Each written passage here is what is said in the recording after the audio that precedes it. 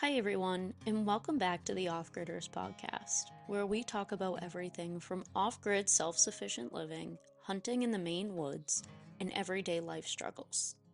Off Gridders, living and striving for self sufficiency and to continue having grit, digging deep, and holding on to the dreams we've thought up in our minds. Why do you get so mad at me as soon as we do this? Nothing I ever do is right. Nothing I ever do will be right. Nothing I ever do will be right. Oh my goodness gracious. I mean, you're holding a chick that you told me no. I said no. Like 4 times yesterday. And I was like, I already said yes. And then we went and got them. Hindsight, my parents don't know they're in the basement. Till this comes out. They don't listen to any of my stuff. I thought we would take the opportunity to talk about our past bear hunts and bear hunting and bears. Beats. Bear. Battlestar Galactica. Just because we love bear. And I feel like whenever we get talking about bear, specifically around Corey, he's always like, this would be a good podcast. But I feel, I feel like every time we try to sit down and podcast about our stuff, though, you like just not into it at all. I can just see it in your face. You're obnoxious. I can see it in your face where you're just like, yeah. I know you'd rather talk to somebody else about it than me, and it's just us. I've talked to you about bear a bazillion times. I know. And every time I try to, you're like, I know, Keenan. I know you've told me. I know everything about bear. I don't look at the wall. I don't say that. It's because I do know. But the people may not know. And I put a thing on my Instagram to see if anyone had questions about bears, and right now nobody does. Keenan's holding a baby chicken right now. A little baby chick. Oh, he's peeping. I know you can't hear him. Put him up to the microphone. You want to say something? Welcome to the show. Put him up. He's talking. Hi. Do you want to say something? It's nice to have you on today. No, I'm tired. Open your hands up. There you go. Now he's talking. Oh, he's nibbling. I can hear all the other ones like no other. Can you? You can't? No. So see, my parents can't hear me either. You get the ears of a 50-year-old. My ears are worse than most 50-year-olds. Yeah. So one major question people keep asking that I thought we could answer specifically on like YouTube comments is, are you going to start your own guide business? Not anytime soon, no. That's what I thought. Do you have any thoughts on it? I mean, we haven't even talked about it. You on your own in our new area, no affiliation with your old bear hunting guide business.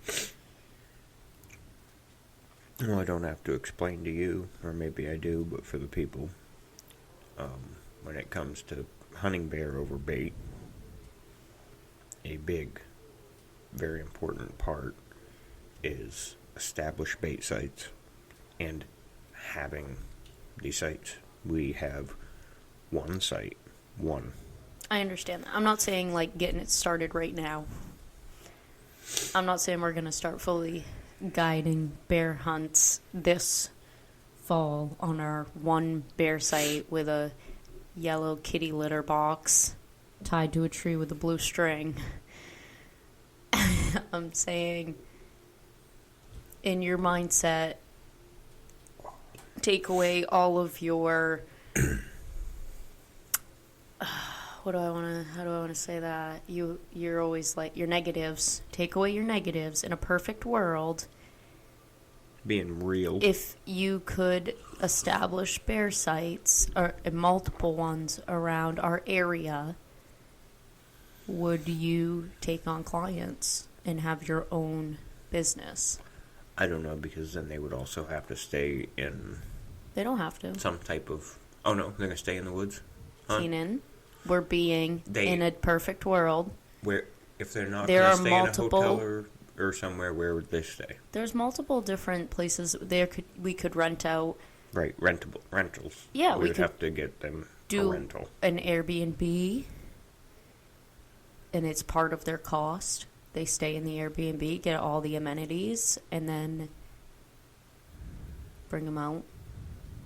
Bring them out. Wind it up. And then there's processing them. Mm-hmm.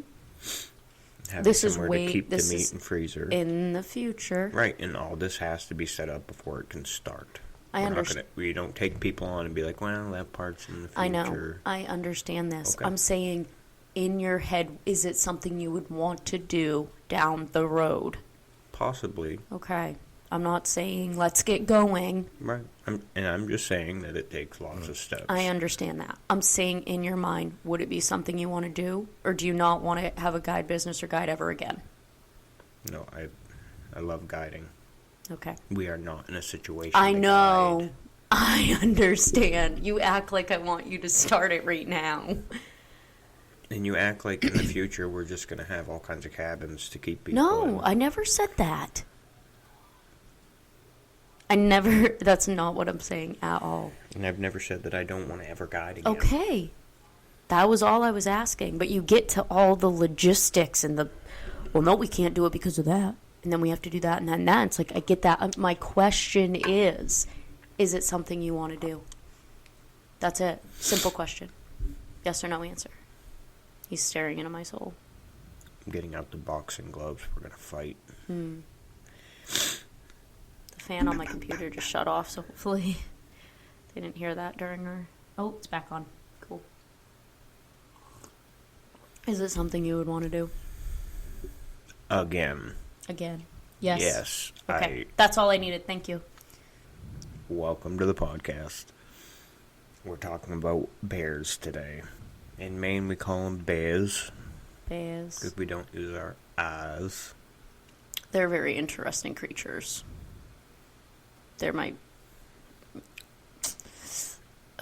I hate having favorite animals. My favorite animal growing up was always a horse, and then I started loving other animals. And it was hard to have a favorite. Yeah, it's almost like you have to categorize what your favorite is. Like a favorite livestock animal versus a favorite wildlife animal. They can be two separate things. We could do that. What's your favorite livestock animal? I really love cows.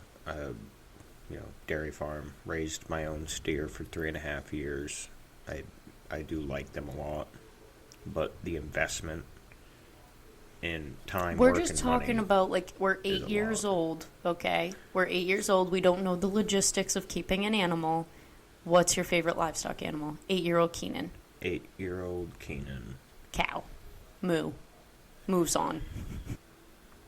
Yeah, favorite livestock animal at 8 years old probably would have been a bunny. Okay. But my Uncle Tank also had pigs, which I liked a lot. Well, He what's also had cows. 30-year-old Keenan's favorite livestock animal without the money that goes into them? Again, A bunny? I really like cows. Okay, cows.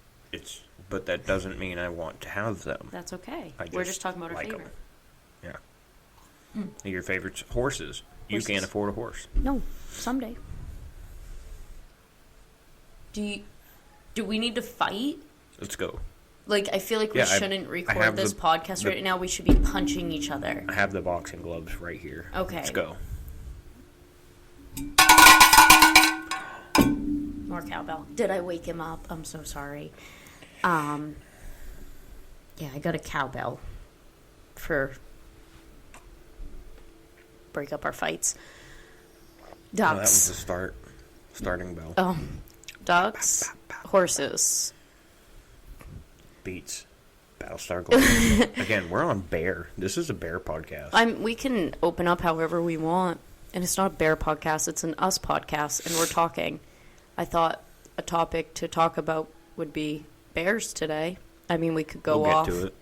We could go off on just hunting in general. We could go off on establishing bear sites. We could go off on our favorite animals. My favorite game, wild game, is a bear. I love bears. They're interesting, and they're fun to watch, and there's so many uses with them, and they're like, I don't know. They're bears. They didn't taste so good. I wouldn't hunt them. Very majestic creatures. They are. There were several Indian tribes or colonies or whatever. I don't know. Not colonies, but there were several Indian tribes that would not kill bear solely because they saw them as the spiritual being. They are. They're very spiritual beings. You know what movie it makes me think of is Brother Bear. Brother Bear. Every time. It was a very spiritual kids movie where they had like the spirit above or something like that would talk to the Brother Bear. Yeah. We gotta watch that movie. I bet you it's on like Disney Plus or something, which we don't have because we don't really support of the Disney at the moment.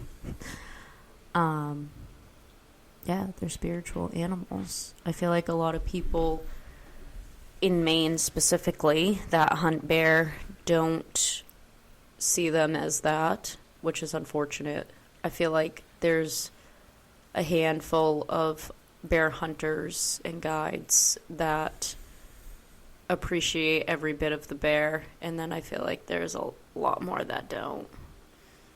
Which was so that stems from the fact that we have the highest black bear population in the continental U.S. Yes, we do. So it's the same problem that other states like Ohio whitetail or Colorado elk have. It's the problem of you have over-the-counter tags, you have a high abundance of the animal, so it's basically just an abused resource.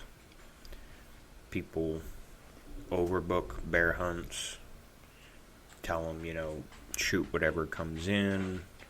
It's all about getting the bear, and it's kind of just takes away from the value of the animal in a sense.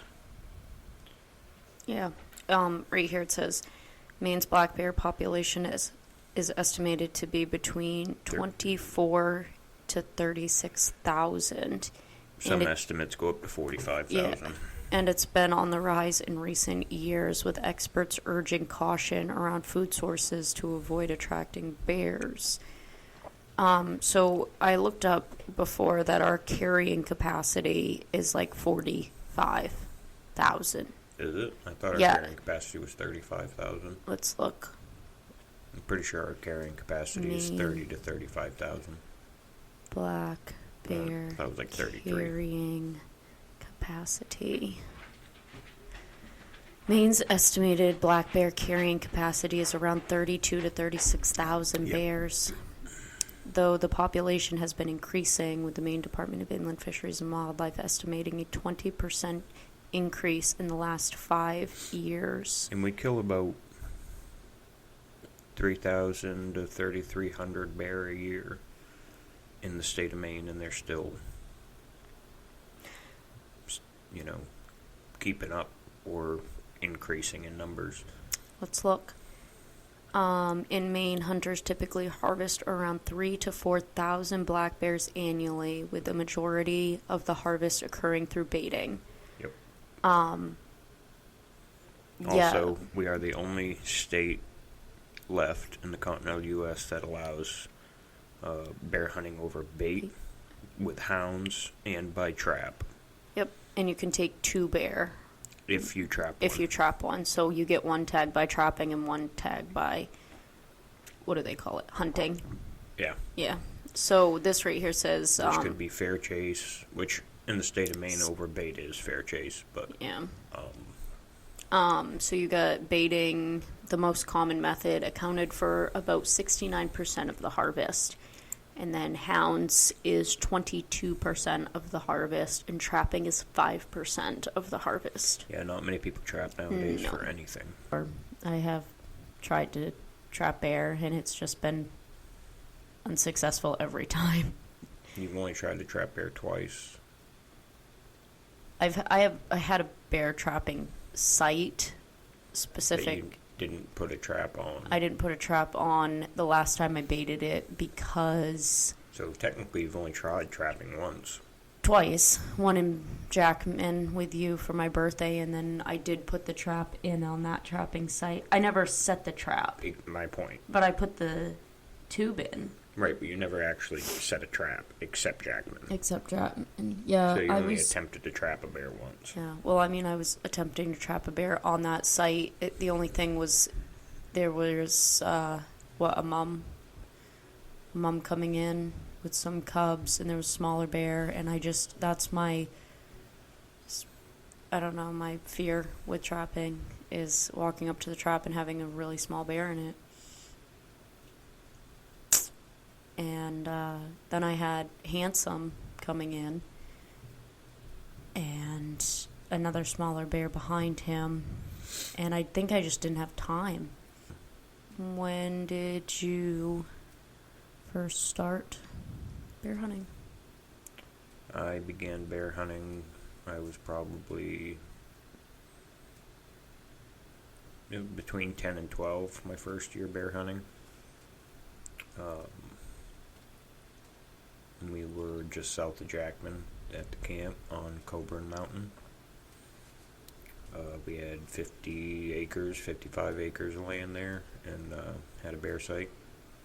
Very typical Maine bear site. You had the traditional, methods. Did you say berry typical? It's very typical. Very typical.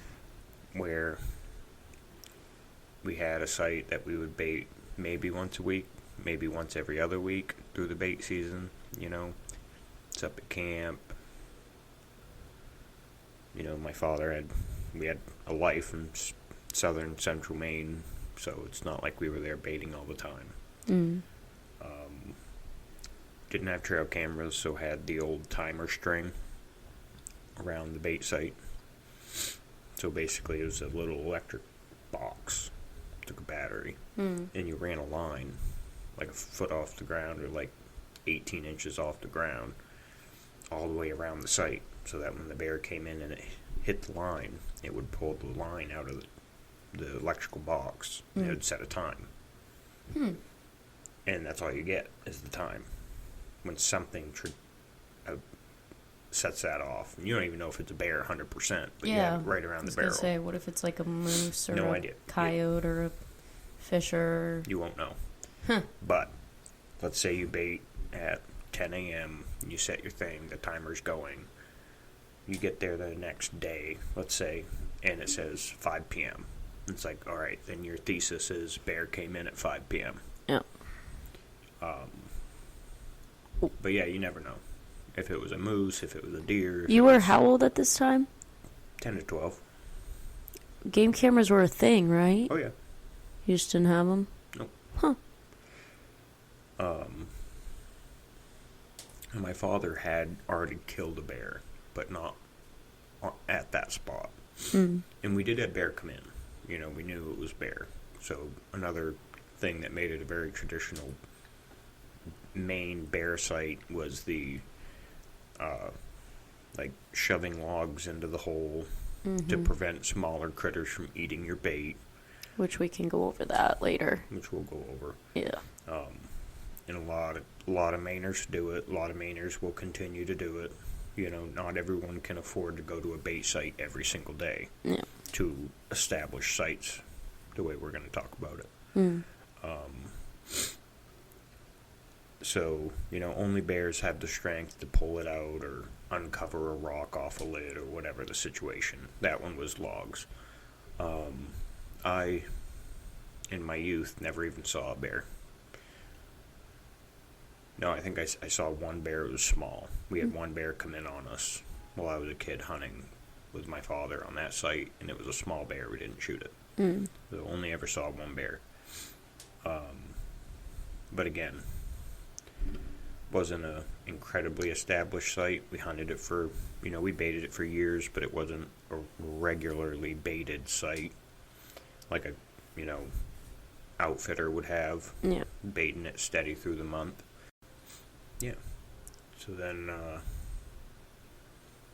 I didn't shoot my first bear until we had the campground going and we had some bait sites established. It was before we had the guiding business or anything going.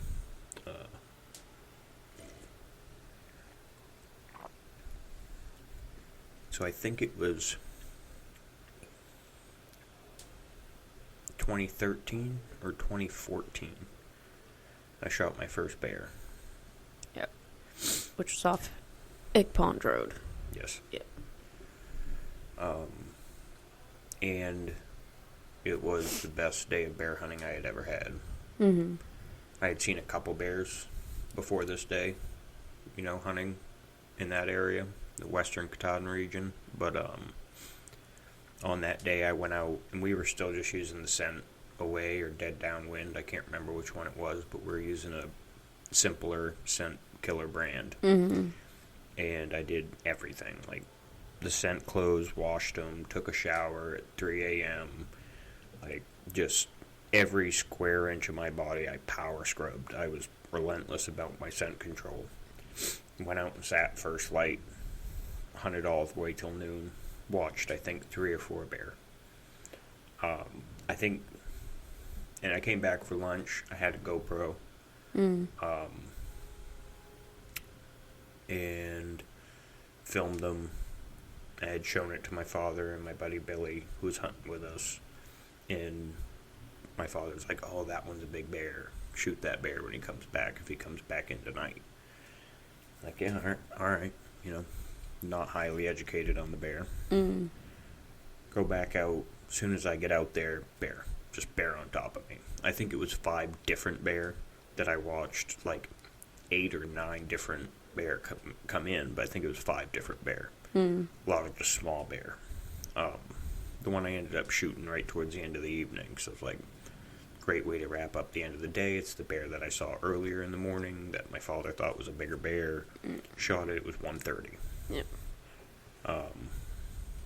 But yeah, got hooked on bear after that day. Yeah, they're fun. I feel like throughout the years watching you guide people and all the questions that people have and like how successful you've made other clients and the clients that ask, they all think like that you're like shooting big bear every year, and they always ask like, what's your biggest bear? Yeah. And you're like, my first bear, 130 pounds. And then you've just been obsessed with other people being successful.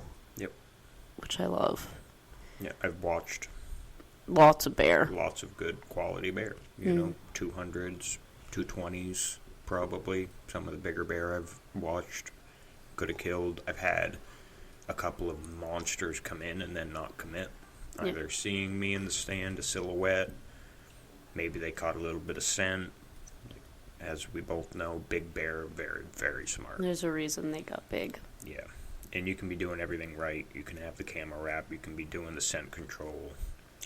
And big bear are just really clever. They know. If something small is off, they're going to be wicked weary. Yep. Like once we get to the bow tie thing, we talk about his encounter. Yeah. Like we did everything we possibly could, and that bear almost got away. Yeah. But yeah, I love bear. If they didn't taste good, I wouldn't kill them. I've shot bear for the meat, and I've let bear walk. That would be good client bear. Trying to grow a business, trying to grow this dream, and knowing that once these bear are comfortable on sites, like, if I shoot this bear at 200 pounds, could be a bear client gets next year at 220, 230, which would be great promo. And I let him walk. Yeah.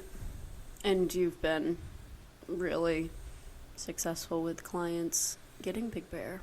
Yep. But I feel like that started happening once you really cracked down on bait. And scent control. Scent control. And Yeah, so really putting all the time in the world into it. Like, as soon as bait, for those that don't know, you can bait your sites a month before season starts. And so we were baiting every day. With anything, you get what you put into it. So Yeah. A lot of people in Maine can only bait once a week, or some are lucky to do every 3 days. Some guide businesses. Most outfitters, they're lucky to do once every 3 days because you're running every so 3 many days. baits. Like, so you're running bait many every baits. day. Yeah. But it's like you can only hit 15 or maybe 20 sites in a day. Yeah. Before you're drained. And you're running out of daylight. Like, You're you're traveling miles between Yeah. bait sites, and by Wear the and time you're tear baiting them, on the vehicle, wear and tear on your body. yeah. And if you're running 60 sites or Yeah. 80 sites or, these big, 200 plus sites, They and you can't bait got everything in. multiple different guides out there. and you don't want to be baiting, some in the morning and then some aren't getting baited till 5 p.m. Yep. You don't want to do that because then you're just encouraging night feeding. Yep. And we don't like that. Being able to bait them every day made a big impact on the consistency of the bears once they knew that food source was reliable and going to be there every day they showed up. Yep. They weren't going to show up to empty barrels Well, they would if they didn't get there in time. for all the other bear, which is also what we wanted, because we wanted the barrels to be kind of empty by dark. Yes. Which, And then that encourages daytime feeding. Yep. I want to fast forward. So you shot your first bear in 13 or 14. 13 or 14. You got your guide's license in 2016. Yep. First guided hunts were in 16. Had In 2 clients. You had 2 clients. We had people hunt beforehand, but it wasn't guided. Basically, we were just giving them the site. And, friends and buddies. Yeah. And then once the guide business came up, then we had some actual paying clients. Yeah. Were they, was it the guy that shot the sow? Who was your first clients? My first successful guided hunt was a white spotted chest sow. Yeah, wasn't it the guy on 210. gate bait? Gate bait. Yeah. Yeah. He filmed it. Bushmaster filmed it. Yeah, okay. And that bear should not have been 210 pounds. No. It was a young sow who just had so much fat packed on that she was super, super fat. Like, she was probably only 4 years old at the most. Mm. And as a sow, should have been 160. And she was just so fat. Like, from the ears to the butthole was just fat. My kind of bear right there. Yeah. I love me a fat bear. Short little tiny legs, tiny little paws. What a way. 210 pounds. Wild. Wow. I want to talk about... Yeah, and by the way, he was on the stand for like 20 minutes, and he shot. I feel like that's happened a lot with some of your clients. It has, yeah. You get the bear, like, on a schedule, which is crazy that you can do that with wildlife. You just, like, stick to your schedule, they'll stick to their schedule, and then it's like clockwork. Like my second bear. But my first bear was in 2019 when we first got together. By the way, And it was 2019 was an awful bear year. was the largest wild blueberry growth year for like the last 35 years or something beforehand. Yeah, it was booming. We had rain every 2 or 3 days. It would rain, and The it would be berries sunny, and it would were rain. popping. You couldn't walk through the woods without your pants turning blue. It was just every bush was just weighed down by blueberries. Yeah, when we would go bait before I hunted, And I would it was come a up beach and nut year. bait with you. Yeah, we would stop and pick berries on the way in to the North Piece, and we would pick them at Frame and eat them. So Yeah. I took some days off of work and came up so that I could hunt for, I think it was 4 or 5 days. And then, and we sat Sweet. Yeah. Right? Yeah, we sat Sweet. For people who don't bear hunt, a lot of bear hunters name their sites. You have to name your site. You have to name your site. So you know where you're going, what you're doing. And yeah. Even if you don't have a name, you're going to have a number. Yeah, number, name, a way to identify that Each area. So we sat at Sweet, which was in a ground blind, and I think that's when I absolutely fell in love with bear. Was we sat morning and evening. That was the first time you saw a bear in the wild. Yeah. Or while hunting, at least. While hunting, yeah. And that was the first one you saw the bear that stuck his head in and ran, or was it the one that the one we saw? Yeah, we walked. So we sat in the morning, I think, and then you baited the site afterwards, and we got out of stand to go check to see if there was any bait left in the barrel. Yeah, because we got there so early, we didn't want to bait it. We didn't bait it, yeah. We wanted to catch someone coming in to check for food. Yeah, so we walked into the site, which is like such a cool site because all the trees were like there was no low growth. Yeah, it was all high canopy. High canopy, and the way it was like 11 a.m. the way the sun was coming in, and it was still a little dewy here and there, and we just like look through the trees, and there's like probably 100-pound, 120 pound bear just looking at us. Young and boar. it was like one of those majestical dreams where like the sun's hitting him just right, and he's like trying to smell us. 25, 30 yards away. Yeah, he was like right in front of us, like looking at us. Wasn't freaked out at all, just curious. And I just like froze and just watched him, and Keenan's just like, put a bullet in your gun, like, and I'm like, I don't want to shoot him. I want to look at him. And yeah, we watched him, and he kind of like walked towards us and sniffed, and then he kind of just turned around and trotted away. Like the bear we saw a day later that came in to check the bait out, and I looked over at you and saw the movement. He took off like a herd of elephants. But this guy just kind of like, bear. Yeah, this guy just kind of trotted away. Thinking back to it and all the bear that I've watched since then, that was a big bear. Yeah, it was a pretty big bear. For all we know, it could have been Bozo. I'm thinking it was Bozo. It was a really big bear. The way he walked in, I can remember it all in my mind. He just kind of stuck his head and looked down the lane at the blind, and I should have just not have moved, but I looked over at you, and that's rookie mistake. Yeah, Took bears off. don't have great eyes, but they see movement. Yeah, especially that time when he was coming in, like the shadow thing was big. Mm-hmm. Yeah, and he took off. I think he may have came in twice.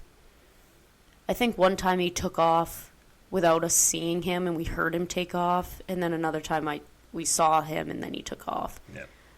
But yeah, that's what got me hooked. And then I was kind of disappointed because I had taken the time off of work to try to shoot a bear, and I had one day left, and I don't even think we were going to hunt. I think I just decided to call it because it was such a hard year. Like, we were sitting for hours and not seeing anything. We had the couple encounters. And then we decided to go to Way Out, which is one of my favorite sites, and sit. And it was my last day of sitting at like 6 p.m. Ish. And I'll never forget that bear walking in. She walked in and just walked right up to the barrel, sat right down and started eating. Like, she didn't even look around. She wasn't weary. She was just like, do-do-do. And I was just like, oh, there's a bear right there in front of me. And luckily, Keenan was sitting with me so he could film it, which is funny to watch now because the quality of, like, the phone is different. End of the season. End of September. I think it was the last week to hunt. So third week of September. Third week of September, and she went... 134. Was it one? I thought she was 138. Because we called her 140. Maybe it was 138. Yeah. Something like that. But I got a rug done with her, and looks phenomenal. Does not look like a 130-pound sow. I mean, the face looks like a sow, yeah. But I mean, the rug came out phenomenal. And that was my first big game animal. Was a black bear. And one of the hardest seasons to hunt, which was true. I was extremely lucky. Had a pretty good guide. One of the best. Anyways. You want to talk about bow tie? You want to talk about how we set up sites? To bow tie. To bow tie? The elephant in the room. The elephant in the room? Because he was a freaking elephant. Yep, so this bear went 538 live weight, 491 dressed. And... But when did you start seeing him? Early into the baiting, so it was like 2012. So 2012, you start seeing this bear. You start seeing this monster bear who comes in. He's got a white chevron on his chest. Mm-hmm. He's well over 300 pounds. Big bear. Of course, could never get on him. We went through a lot of trial and error. So, 2011, 2012, 2013...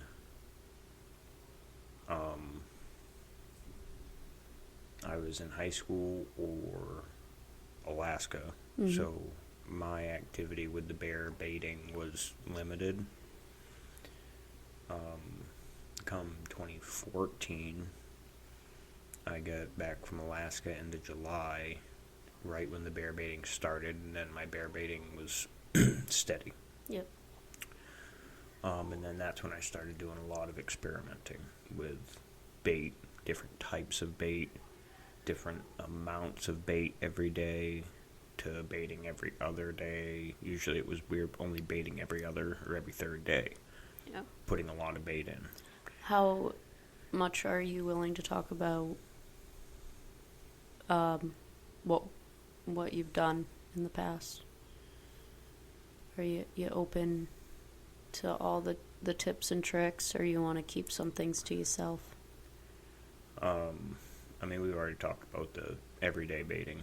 Yeah, which not a lot of people can do anyways, but right. Everyday baiting with a limited amount of bait is huge. I mean, it could one of the biggest drastically change your whole hunt season. We don't need to go into what our favorite bait is, because everyone's going to have a different favorite bait. Yeah. Do your thing. But I can promise you there's nothing I haven't tried. Yeah. I have tried everything. Yeah. Name something, I've done it. Yeah. You know, from Pop-Tarts to frostings, honey burns, grease, oats, nuts, donuts, pastries, cakes. All the nasty stuff that you really shouldn't feed something you're trying granola, to shoot and eat. Trail mixes. I don't think there's a bear bait we haven't done. Yeah. We've done all candy. Yep. Done all of it. Sugar. Name it. I've done it. But there's one thing. And then we figured out what they would eat first above anything else, and that's what we use for bait. Yep. Whatever works for you, use it. Whatever they're eating first. Like if you go to your bait site and you notice this stuff is gone every time. And this is left over. Is either left over or it's the second thing being eaten. You know, sometimes you show eliminate it. Eliminate it, or yeah, lessen it. Whatever they're eating first, their first choice priority. Just use that as your sole bait source. Yep. Because they're getting more out of it. Yeah. I can say the more natural, the more the bear are getting out of it. Yes. I know a lot of people say sugar is like crack, and it is, Yeah. but Especially refined sugar that you're giving them that their bodies have no clue how to break down. Like, it's now illegal in the state of New Hampshire to give any chocolate on bait sites because And it's that's 'cause- poisoning bear. yeah, the caffeine is therobenin Yeah, the in therobenin chocolate, is, and bears can't break it down, very similar to dogs. and we shouldn't be giving it in Maine either. Nope. Along with a lot of other things that I don't agree with, but people are gonna do what they've done for years. Yep. So Continue to use their Thin Mints and everything else, which, yes, I've done it. Yeah. I've done Thin Mints, I've done blueberry pastries, I've done all of it. All of it. yeah, Um, yeah, natural is best. What they're eating in the wild is probably what they're gonna come eat from your bait site before they decide to snack on a donut, because they're not eating off donut trees. yes. out And in the yes, wild. they'll like it because, yeah, they're trying to put fat on their bodies. Yeah, but it's bad fat. Once you do the research and you realize that it's about digestibility Mm-hmm. percentage, they only get a percentage of what they're eating based on how compatible it is with their digestive system. Yeah. So, more natural, the better. Yes. And of course, it's really hard to get and store a billion berries. Yeah, and keep them like good, because then they'll ferment and the bear will Exactly. be drunk on your bait site. Yeah. So there's not much you can do about that. No, but there are other ways you can go. The other thing that we brought up earlier was how you go about setting up your bait site for other things coming in and eating your bait. A lot of people do spend a ton of money on bait, and they don't want their bait wasted on raccoons and fisher and crows and ravens. I mean, we've had coyotes come in, and We've had coyotes become regulars. yeah, and some people can justify letting that happen. We justified letting it happen just because of the comfortability in the bear. So if a bear can come in, sit down, and just eat, they're way more apt to come into your bait site than if they have to come in and rip a bunch of logs out of a hole. Yeah. It Now, makes granted, if you only have a bear coming in once every 3 or 4 days, Yeah. like maybe twice a week, sure, then, yeah, you're it's gonna probably save some worth bait. it. So that way you don't lose so much bait. Yeah, But where we were, we would have bear on bait every single day. So, multiple different bear. Yeah, every single day. Yeah, if the natural food sources weren't crazy abundant, we would have 3 or 4 different bear on a site before dark, and that limited bait would usually be gone before dark. So bear at night would show up and see empty barrels, smell other bear, be able to know when they came, because that's how good their nose is. Best Yep. nose on the planet is bear. And then they would adjust their time to get there earlier to beat the other bear. And then we had bear showing up like we talked about earlier. You'd set someone on stand, drive away, and they shoot. Yes. And you come back and you're like, what's That was going on? They're like, I shot got a dead bear. Yeah, that was very normal, just because the bear are also, like, it's like a dinner bell kind of thing. When Keenan would go in and he'd chuck the bait in the barrel and then he'd hit the bucket off the barrel, I feel like that was the dinner bell. Because then we'd walk out, get on the side by or the four-wheeler in the truck, and they hear us exit, leave the area. Like, they're probably watching us put the bait in the barrel. My trail just I waiting. believe my best trail camera time from my picture walking away, Yeah. not counting the time it takes me to get in the truck and drive away. Yeah. But my last picture to a bear's first picture was 6.5 or 7 minutes. Yep. And it was 15 to 25 minutes was common when Yeah. the bait was being hit really heavy. Yes, which is normally, I feel like, the week before bait hunting starts. Depending on the year. That last week of baiting before hunting starts, they're like so clockwork. And that's when you have to hit them. Is that for the best time to hunt over bait is the first week. Always. 90% of the time. 90% of the time. Unless We there's have had weeks a where heavy, the nut year going on. or late berry. Sometimes the berries, like the blueberries in particular, or the raspberries, would be popping really hard right when the first week happens. and that can do it. Also, the first week, depending on the areas, we didn't have a problem, but other people sometimes would have problems because they'd have so many bait sites around them. Yeah. That first week, everyone went in the woods to hunt. Yep.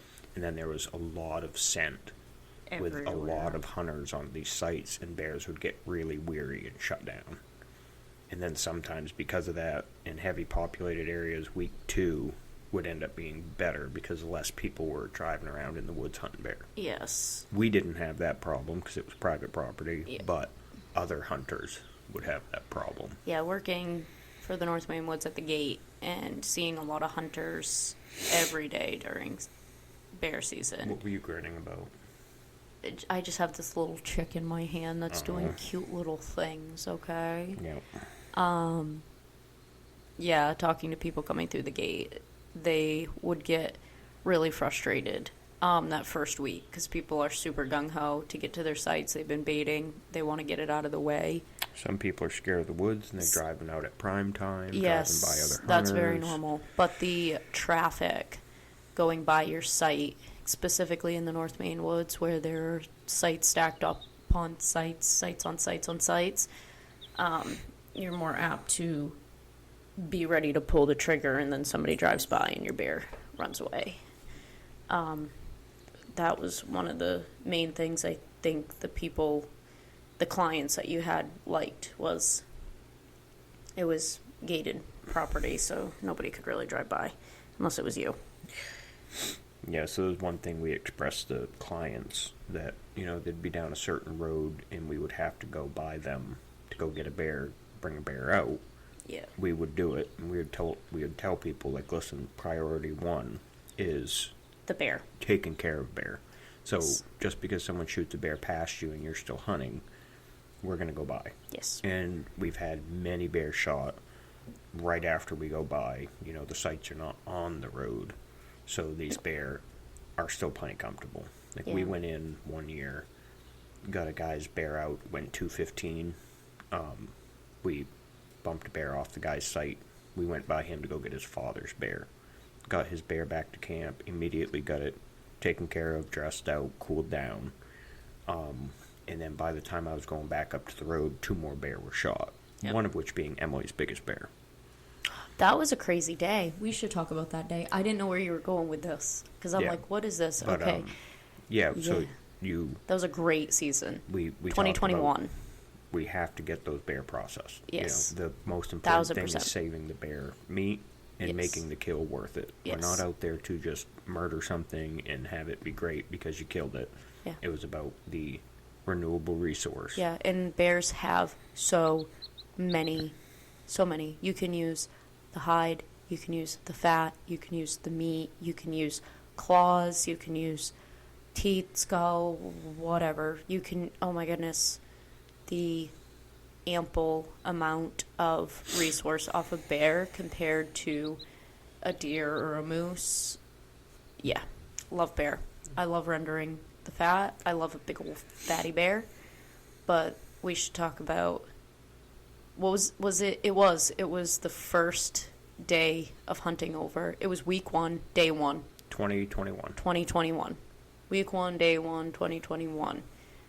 Hunting. You had 4 clients. You had 400's out. You had 4 clients out, so Emily was able to hunt on that side. You were one of the 4. I was one of the 4? Yeah, we had 3 clients out. 3 clients over on Egg Pond, and then me. We Okay. had 2 on Egg Pond, 1 on the north side, and you. Oh. That's how it went? Because who was killed? Huh? Beard was killed on Yeah, Swamp. I know Beard was over Yeah, there, on and the north then side. my guy, and then... 2 on Egg Pond Road. Egg 1 and Sweet. Okay. So that we Was there started only out. 2 hunters over there? I thought there was 3 hunters. No, there's 4 of you total. Okay. There was 4 of us total. Okay. So we had 2 people on Egg Pond Road. Yep. First bear shot went 215 boar. And that was Sweet. sweet. I drove by a client, On got it. the bear, drove back by the client. Yes. I didn't even hear the shot. I had no clue what was going on because I was a little bit further away from all those sites. And for those that don't know, all clients or hunters get a radio. So if you shoot, you turn your radio on and you radio in to Keenan to come help you. And again, it's about getting the bear out and cooling them super fast as you can. And so, when was your first one? When was the 210? The 215 was shot at like 5:30. 5:30 was the first. I get the bear down to the campground, dressed out, washed out, cleaned out, and I'm driving back up like 6 o'clock, just before 6 o'clock, and the radio is staticking. And I'm like, oh, something's going on. And then I hear Emily. Was it me? Because thought I shot mine around 7.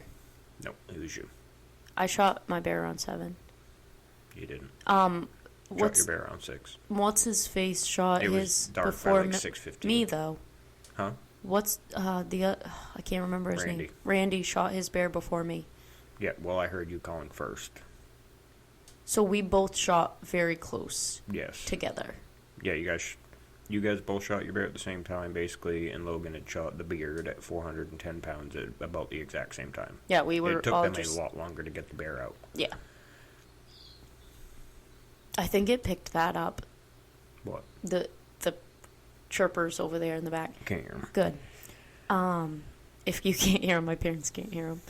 So, yeah, we all kind of shot at the same time. I came over the radio. All the bear were shot within like 40 minutes of each other. Yeah. Everyone shot. The first bear shot around 5:30, and everyone shot by like 6:10. We didn't get your bear out of the woods till like 7. I filmed myself right after I shot the bear. And I wasn't doing YouTube at the time, so I didn't really film the hunt at all. I just filmed my reaction after the fact, thinking I could use it at some point. But either or, I came over the radio, trying to call for someone, hearing no one, which is the static that you were getting. And then back up the year before, I shot at a bear and I grazed its neck, and we didn't it was fine. I didn't hit it, didn't die. We didn't recover it. The blood stopped. And so that was really traumatizing for me and for Keenan, crawling through the woods at 11 p.m. at night in the dark. I had done it. I mean, like 30 times before. Yeah, so. I know. It was very traumatizing to me because I pulled the trigger. And so I hadn't lost 30 bears to that point, but I had blood tracked. Yeah, so I think when I came over the radio and Keenan heard my voice, I feel like you were like, please tell me the bear's laying there. And I was like, I got a bear.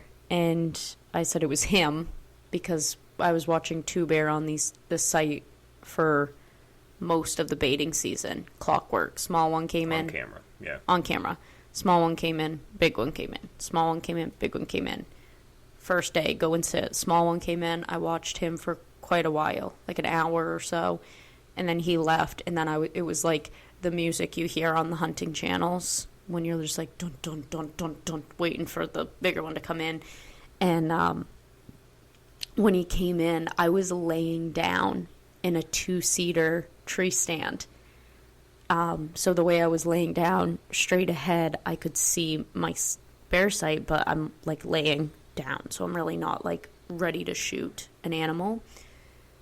And so when he came in, I saw him and he looked right up at my stand and then like kind of walked over to the barrel, and I had to bring my other leg up, so I'm fully laying down with both my knees up, and shot him with my gun barrel resting on my knees, my stock resting on my knees, which, yeah, it was a perfect shot. Needed the rest. Don't recommend laying like that when you're on stand, but sometimes it gets really peaceful. You get a little snoozy. Mm-hmm. When you're so still and scent proof, sometimes the bugs can't find you. Yeah, but I shot him, called over the radio, and I just remember you saying, "Is he dead?"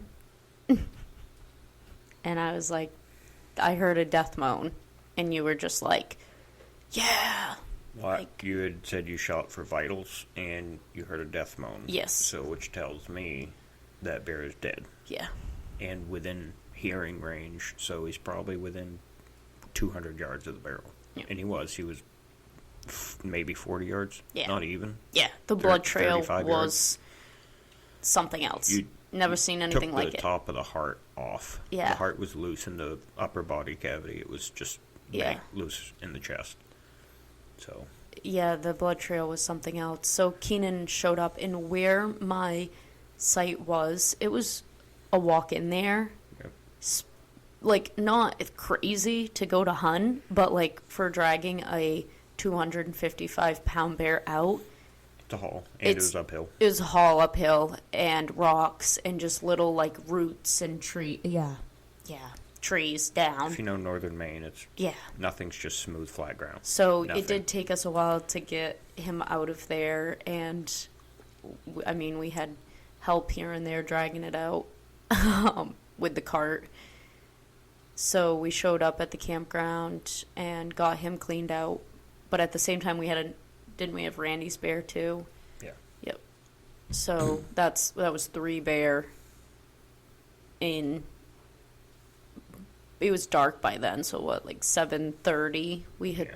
3 bear in our cooling system, and then Harrigan showed up with the beard. He shot him with a bow. At Yep. 11 yards. 11 yards. 11-yard shot with a bow. With a and bow. It went 400 and, 10 pounds. yeah. It was And 405. And they some- rounded it up, Of course. but 400 plus pound bear. Yeah. Very, very large boar. That he watched. We were targeting him. He watched and didn't think it was the right bear. Yeah, so he watched him at like 3:30. This 400-pound bear comes in, and we showed him videos like, this is your bear. He comes in a bunch on this site. Bear came in 8. Didn't think it was. He's like, there's no way. Like, I get here, and within the first hour of sitting, because I believe he went in at like 2 to make a long sit, 2 to dark. Yep. And he's like, that can't have been the 400-pound bear that just comes in as soon as I sit down. Well, it was. And just lucky to him, it walks off, and he's like, yeah, that was a really big bear. Yeah. And lucky for him, at 6 o'clock, that bear came back in again, and he shot it. Yeah. He let a 410-pound bear go that then came back in that he was able to shoot. Yeah. And this is after Bowtie, who we still haven't talked about. Nope. But this is The year like after the Bowtie. year before this, he shot a 540-pound bear. Yeah. We started to talk about him, and then, I don't know. Let's talk about him. Either or 2021. No, we're still on 21. We're gonna have to go back to 20. So, yeah, we had got Junior's bear out. We had got Emily's bear out and Randy's bear. We had 3 bears at camp. Weighed them, dressed them, put them in the tubs, and these guys roll in with a 410-pound bear. Everyone's happy. All of our hunters for the week are tagged out. Mm-hmm. First evening. It was a great year. The timing for that week 1 was great. The berries were done, but the beech nuts hadn't dropped yet. They weren't ready. So these bears were just on site immediately. And it was great. And Randy, who shot the smallest bear, actually messed up on a like 250.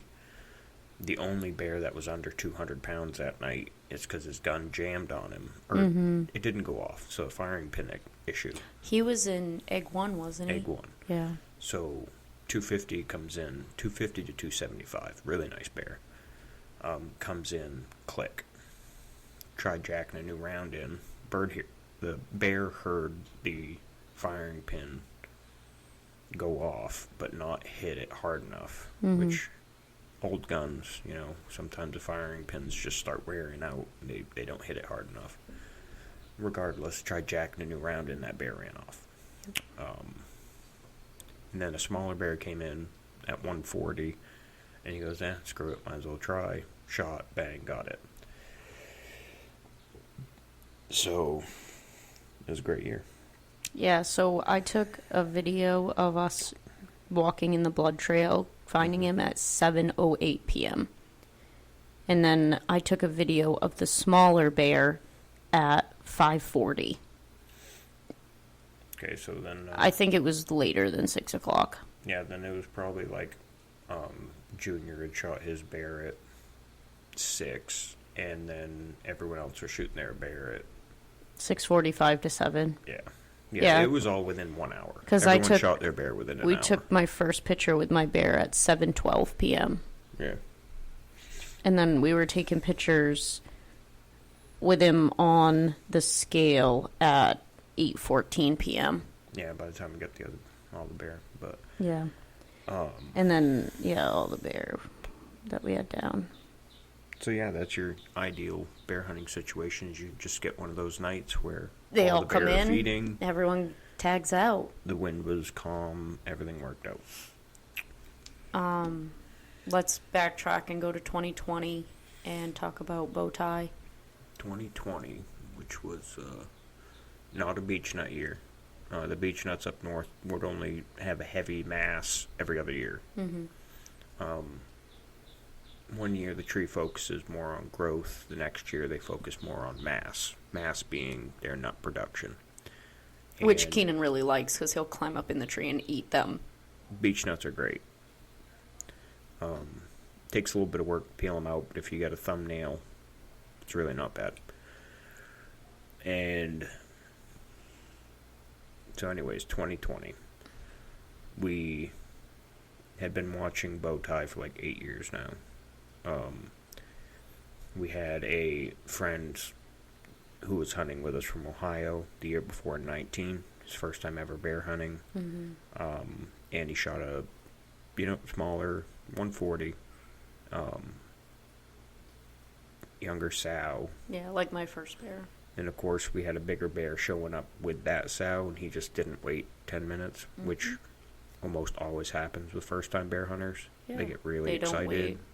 But then they learn to wait. I mean, sometimes you gotta not wait to learn to wait. Yeah, so most of the time, your first-time bear hunters shoot the first bear that they see, and they're plenty happy to have a bear, and it's a good bear. But then once they see other people with bigger bear, they're like, I want a bigger bear, and they wait the next year. And then they hold out. And that's, I think, exactly what Harrigan did, was he started holding out. So, 2019, he, broke his cherry with bear. Is that when he shot his first bear? Is 2019? 19. Okay. Yeah, because it was right before I came up. Yes. Yeah. So, shoots his first bear before Emily shoots her first bear, both almost the same, basically the same thing. Mid 130 pounds, about 140 pound sow. Probably like 3-year-old sows. So, they got that out of the way. 2020 comes along, and we have bow tie hitting like every day on a few different sites. We don't know which site he's going to show up to, but we set Harrigan out on the site we think he's going to hit the most, and on the first day he's watching multiple very, very large bear, one of which was around 300-pound bear, which at the time we thought may have been a boar just because of how big it was. Later come to find out it was a sow, which we called Sunface. He had nicknamed him that year. He nicknamed him Wednesday. Her Wednesday. Yeah. Okay. Monday night, he's like, I'm calling that bear Wednesday because I'm shooting that bear Wednesday if it comes in. But on Monday, was that the day that he watched a ton of bear? Or was it the day he shot bow tie? He shot bow tie Tuesday. Yeah. He watched other bear on Tuesday also. Yeah, but on Monday, he passed up. That's what I'm saying. Okay, sorry. Yeah, it's fine. That's what I'm saying. First day he hunted. Yeah. He watched multiple bear, including the one that was around 300 pounds, which we called Sunface. Yeah. Which that year he called Was Wednesday. that the day that the smaller ones were climbing up the tree? Or was... Yeah, because you guys went to pick him up, and he was like, there's no bear here. Yeah. He watched many bear on Monday. Yeah. But because of 19, he had shot his bear. He knew to hold out. Yep. And he still wanted to shoot the 300-pounder, which no one listening to this, nobody should pass 300-pound bear. No. No one. Negative. Don't pass 300-pound bear. I wouldn't pass a 200-pound bear. Yeah, I mean, yeah, maybe you shouldn't. Really sometimes, shouldn't. but 200-pound bear is a mature I'd bear, be happy. which is, in the state of Maine, 200 pounds is a trophy bear. Yep. Unless you're The just average an absolute freak bear hunter who's after a big bear, anything 200 and up, you should just shoot. Yeah, Great the bear. average 300 and up, bear shot in Maine every year is a 100-pound bear. 100 to 120, depending on the year, but yeah. Yeah, we're That's trying average. to increase that. So anyways, he passed on many bear, one being around 300. So then Tuesday comes along. Because he's, bow tie's a giant chevron. You can't mistake him. And he's, a 500-plus pound bear. So it's like, you're going to know when this thing comes in. Yeah. So Tuesday, only his second day of hunting, already has passed many bear. And Monday wasn't even ideal conditions. Like, there was wind, there was stuff going on that wasn't the best. So Bowtie could have just not come in on him that day because of that. But Tuesday comes along, and he's watching a few different bear. And then actually a smaller bear Emily had watched, we called McGregor, because he was a fighter, but he was young. His ear was like torn or something. That year he was probably only like 130 to 140 pounds. Yeah, I the watched him following quite a year, bit. He got shot at 155. Yep. I passed him up a lot. We hung out for a bit. So that younger 130 to 140 pound boar was actually running other bears off the site, which may have even been a little bigger than him, but he was aggressive. Yeah, he was a McGregor. He was a fighter. So Harrigan watched him run some bear off, and then McGregor got ran off. And he was like, okay. And then he saw Bowtie stepping out. Yeah, which is a blimp. Yeah, compared to 500-plus the pound bear that was there. Yeah. So this bear came in on Harrigan, and he's laying down in a tandem tree stand. So his silhouette's not visible. No. He's got a camo wrap and everything else. His but gun's through a hole in the camo wrap. So his barrel's not pointed at the tree, at the bait site. It's pointed up in the air because he's sitting there just watching bear. And then this bear comes in, and he knows it's Bowtie immediately, and he's just frozen. And, to him, it felt like a couple minutes or like 30 seconds, and we looked at the camera, and it was like 7 minutes. Yeah, I remember that. And that bear just stood there for He like couldn't 7 believe minutes just looking at him. Yeah, time slows down. Adrenaline's just through the roof. Yeah. Because, any bear comes in on you, you're going to have adrenaline. Oh, yeah. Because you're there hunting bear. The feeling when a bear comes in, it's a great So thing. he stares at this bear for 7 minutes. Then finally, this very smart bear looked off to his side, heard another bear, heard a squirrel, who knows. Looked to the left. And Harrigan's like, this is my moment, and he just dropped his barrel. And as soon as he dropped that barrel 6 inches, Bowtie snapped his head, stared right at him, knew something was off, and immediately turned to go take off. And as right when Harrigan had his shot, he sent a shot right down through the neck, and he dropped him, paralyzed him right as he went to run off. Yeah, a blimp dropped. And yeah, That was the story of Bowtie, but he went. I was scared for the pole that held the scale yeah, on the game pole. yeah. The noises that, like, it was a cedar log A log. Yeah. making as that scale is trying to lift that bear up. I'm like, it's going to snap. Yeah. But it held 540 pound. 538 to be exact, but 538, we called it 540. Yeah, and he was 491 dressed. Yep. Yep. On the scales in town. Yeah. I'll make sure when I post this episode, I'll share on our Off-Gridders Instagram page, which they need to go follow if they haven't. I'll share pictures of Bowtie, my 255, my first bear. Bears in general. Some game camera pictures. Just bears. Yep. We love bears. Yep. So, seeing this bear for 8 years, of course, being able to identify him clearly with the big white chevron, finally got him. And that was a pretty emotional deal. So we were super happy about that. Didn't think we'd ever really get him. No. And, yeah, I mean, like we talked about earlier, me being very passive on bear, I did not target Bowtie on my own because I wanted to have a client shoot him, because it would be incredibly good for the business to have a client shoot a 500-pound bear instead of the guide shooting the 500-pound bear. It doesn't look very good for promo. It's like you're going to go to an outfit where the guide has shot all the big bears, but the clients are not. Yeah. I didn't want that. No. So we specifically did not target this bear for years as we tried to put clients on him. Yeah. Of course, every time if we he would put a came client in on the bear, we weren't going to pass it up, but he didn't come in. Yeah. Yeah, and then we might as well skip ahead and talk about 20... Couldn't finish what I was saying. Oh, sorry. It's okay.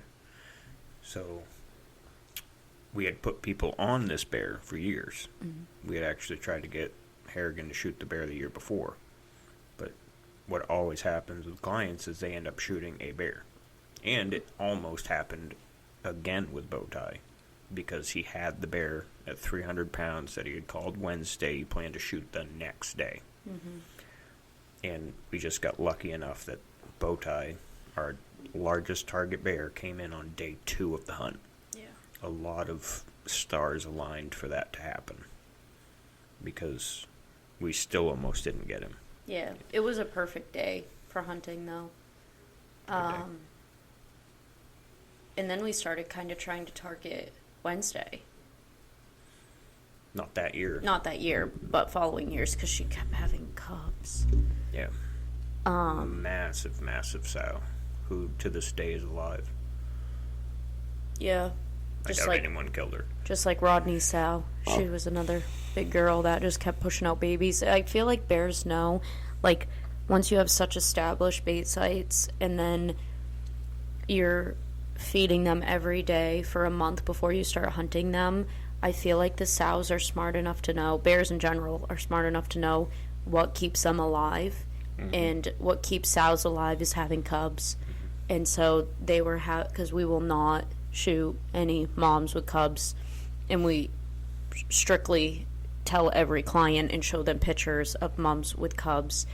And we've always had clients completely respect it, not go against it. And I don't think you've ever had any accidental mom killings. Have you had any wet sows? Yep. When? 2017. Okay. 2017. Yep. Your second year guiding. Second year guiding. Was one wet sow. And from there, all dry sow. Yes. Which is pretty spectacular compared to all other businesses throughout the state of Maine. We had a lot of, every site had trail cameras. We showed clients of pictures of bear on their sites. We didn't put people on sites where sows and cubs were showing up regular. We targeted the sites where they wouldn't show up to, and they would pick their sites. Like Rodney sow always went to gate bait. A couple other ones would go to number 1. But yeah, no mamas. It changed every year. And so I feel like the mamas knew, like, if I pump out some babies every year, I'm going to eat out of this barrel with my babies, and I'm going to know I have this food source, and that the people sitting up in that tree aren't going to touch me. Yeah. And so there's one really big sow that she had triplets, she had twins every year. Yeah. And then I wanted to push that into our cool bear facts. What's your favorite cool bear fact? You know it.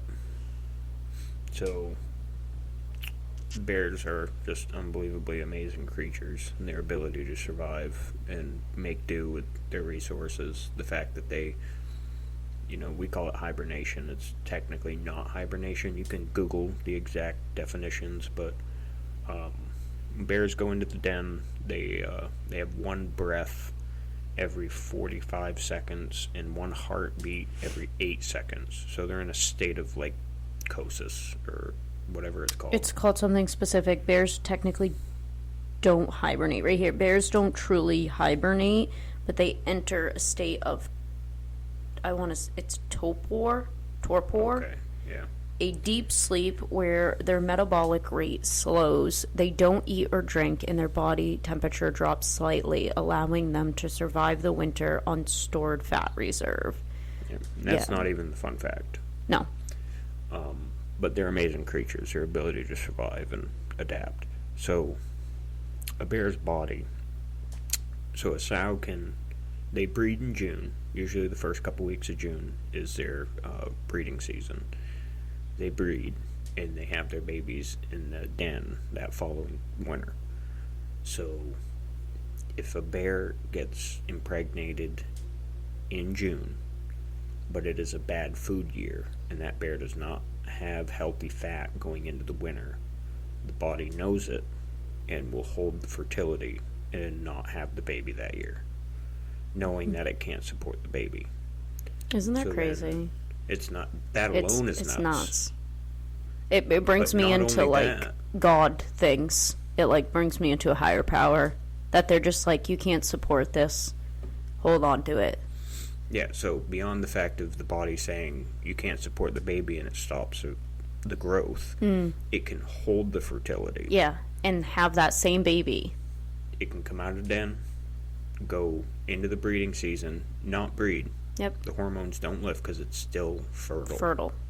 Hold fertility, and then grow the baby that fall, and then have it in the den that next winter. Because it knows that food source will be plentiful. Can hold a dormant, fertile fetus for an entire year, and then have it. So the other thing is, as far as I know, it's the only breed of animal that can do that. Hold fertility over an entire year, and then have a fertile baby. Yeah. The other cool thing about bears with fertility is, so, because they don't go technically into hibernation, they go into torpor, Torpor. It allows them to give birth and raise their cubs in a safe, warm environment. So, like, they're completely asleep, partly unconscious, and they're giving birth and, like, feeding their cubs. Yep. Like, powerhouse. So they have mom cubs. of the cubs year. Are awake. When they're born. They're so awake, that's why very small. a lot of our biologists in Maine do den studies in the winter, because the moms are quote unquote hibernating. They do still train them. Yes, they do, because they are slightly conscious. They're slightly there, but they're weak, I think. It's like when Emily first wakes up. It's like when I wake up in the morning. If you guys haven't seen that, I don't recommend it. Yeah, they'll still trank them just in case, because, they will wake up and you don't want to mess with mama bear. But they'll take the cubs out, and the cubs are fully awake, eating, and just do studies to make sure they're healthy, and they'll collar them or whatnot to be able to follow them. I think den studies are the coolest thing, and if I didn't love the taste of bear meat so much, I probably would have been a bear biologist. But I can't it would take me away from I wouldn't hunt them. If I did that, I would love them too much. And they're just still overpopulated, so I mean, they are still overpopulated. It's still helping selectively harvesting. Yes. Like, that's the thing. People are like, well, you can't be a hunter and an animal lover, and you certainly can, because, like, fish, for instance, I love fish, but if they're overpopulated and you're not keeping fish, then the fish are struggling. And by taking some out of the system and allowing others to live an abundant, happy life, abundance of food and space and habitat, by taking others, and it's a renewable resource, that's the way to go. It helps the fishery, or it helps the habitat. Mm-hmm. So by taking out, bears, boars, and sows, Yeah. you're letting others live a happier, more productive life versus letting them become overpopulated, and then you have disease or famine or anything else from lack of habitat, lack of resources. The very, the same conversation you always hear with conservation and hunting and why it is needed. I'm reading up on this just to get better facts of delayed implantation, or dormant blastocysts. Instead, the fertilized egg develops into tiny balls of cells called blastocysts, which remain dormant in the uterus for several months. So it's not that it becomes a fetus and then the fetus just sits there and waits. It becomes cells, tiny balls of cells, and they sit there dormant in the uterus. Yep. And then when the mom, it's not the mom that's like sitting there and she's thinking in her head like, It's the body. I can do it. It's her body saying, okay, we can healthfully, like, this is going to be a healthy baby. We get a lot of stored fat. We have everything we need. We're eating good. Let's have a baby. Yeah. But it says right here, black bear mating occurs in the summer, but the fertilized eggs don't immediately implant in the uterus. Instead, the fertilized eggs develop into tiny balls of cells called blastocysts, which remain dormant in the uterus for several months. Implantation in the den, the blastocysts implant, and fetal development begins when the mother bear enters her den in the fall, preparing for winter. Cubs are born in the den during the winter, typically between mid-January and early February. Newborn cubs are tiny, helpless, and nearly hairless, weighing less than a pound. Cubs remain with their mother for about 18 months, learning essential survival skills and benefiting from her protection. During this time, the mother bear does not participate in the following year's breeding season, and she may den with her yearlings for a second time. Eventually, that's why we call them. We have what we call first year bear cub and second year cub. Yeah. Eventually, the mother bear will force her yearlings to disperse and establish their own home ranges. Yeah, so a lot of people will kill what we call second-year cubs. Yep. And which are 50 to 70 pounds on average. Yeah, it's like a thing in Maine, which is unfortunate. And then there's people that kill first-year cubs, which is blows my mind. Yeah. They can't get any younger. They're maybe 9 months old. Yeah, you shoot and them in September. They're born in January, and they're 20 pounds maybe. I feel like that's when people get trigger happy and the cubs are starting to like explore and run around, and so the cubs will come into the bait site first and then mom will stagger Mom's right in behind them. They just don't see mom's just lollygagging around and the kids are messing around, and so one will come in first, and yeah, it's really sad and unfortunate to see, but if that happens and you're not a bear hunter, usually it's a lack of guidance. Mm-hmm. Education. You should have some type of idea to size of a 20-pound bear versus a 100-pound bear. Shooting a 100-pound bear, you shouldn't feel bad if it's your first year hunting. No. They're the hardest animal to field judge. Yeah. Black hides, shape and structure, and if you don't have something... Even the angle... Depending on where you're sitting, if you're in a ground blind or a tree stand, if the barrel is to your left or your right, if you're higher, like if your tree stand's a higher or a lower, like frame. Yeah, if they're standing in a little bit of a low point beside the barrel, or if they're standing up on a log. Many factors. Whereas a lot of people who hunt deer, a lot of people who hunt deer are judging by their antler size. Or you can even tell by, their facial structures, their body, if they look big, if they look small. But bear, they're a big black blob. Keenan left me. It's picking it up. That's my baby bird in my sleeve. That's making my hand really clammy. yeah, we can close this out because I gotta go meet that woman in a half an hour for eggs. for eggs. And we're like at an hour 35. But I think we can conclude by saying we love bear and that we honestly have no clue what our future holds for bear. But we hope to see more of them. I love bear fat, and I love making products out of bear fat. So I've made lotions and soaps and chapsticks, and I use it for baking. And Still got, literally 100 stories of other bear I know. hunts, encounters, blood track, wounded bears, bears we targeted and never got, bears we targeted and did get. There's hours and hours and hours worth of talking for bear that we could do. Yeah, I feel like we should save some for specific episodes on all things hunting. Like we could do blood tracking on bears and deers and moose, all of the above. Deer's already plural. Deer's Not already. deers. It's deer. Keenan, Deer's already I plural. am a teacher. Alright, so short. I feel like it was a shorter podcast. I'm trying to keep them short and sweet. Cool. Because I have to go through them and edit them.